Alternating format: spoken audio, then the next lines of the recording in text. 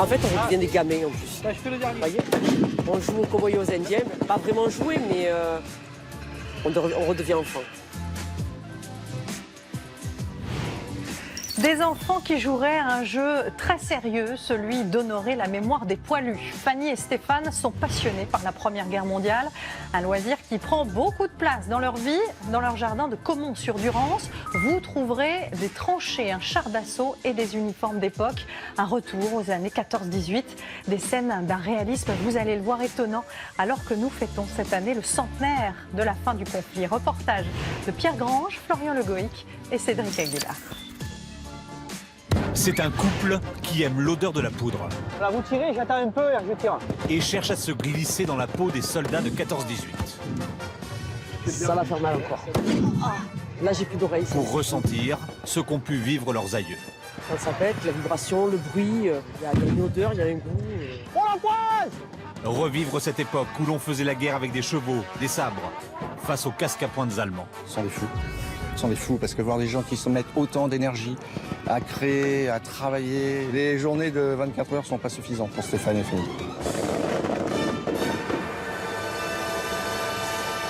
Les voilà à la maison. Maintenant que leurs enfants ont grandi, ils dépensent toute leur énergie à honorer la mémoire des poilus. C'est le jardin.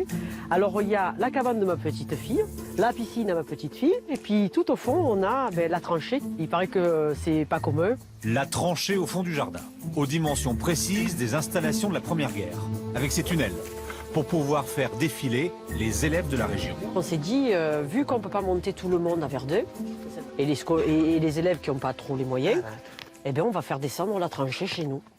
Dans le milieu, on nous appelle le couple infernal. Devinez pourquoi. On devine assez facilement, en les voyant retaper frénétiquement leur dernière acquisition. Lui est salarié, il recherche des sources d'eau pour les agriculteurs. Elle, ancienne prof d'histoire, se consacre uniquement à sa passion. Ça, c'est le chasseur français, le SPAT 13. Leur dernière lubie. Ils ont déniché les plans d'un avion en bois et ils le reconstruiront.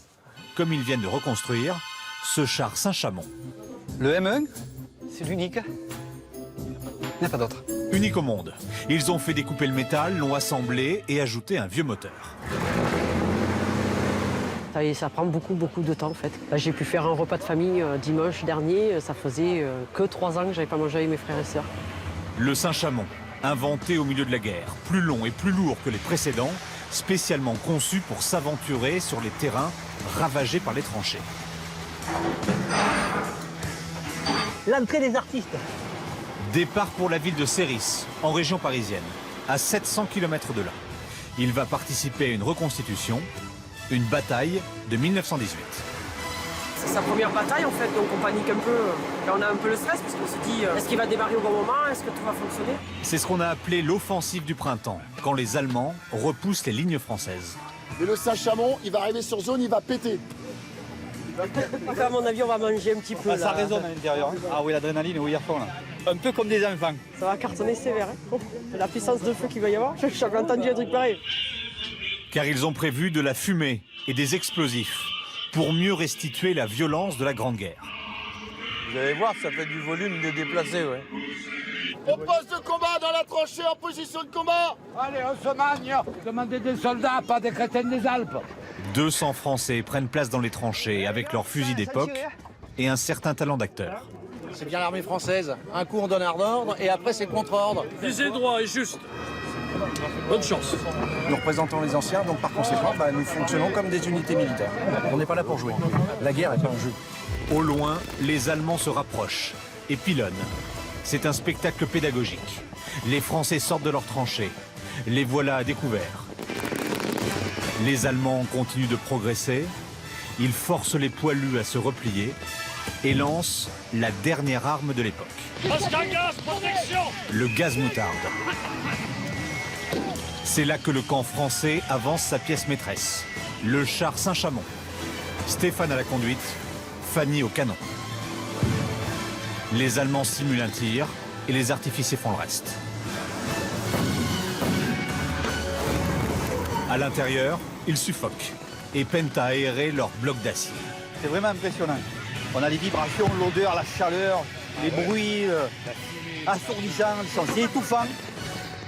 La détonation a été tellement énorme qu'on a basculé un peu partout, on a été très secoués.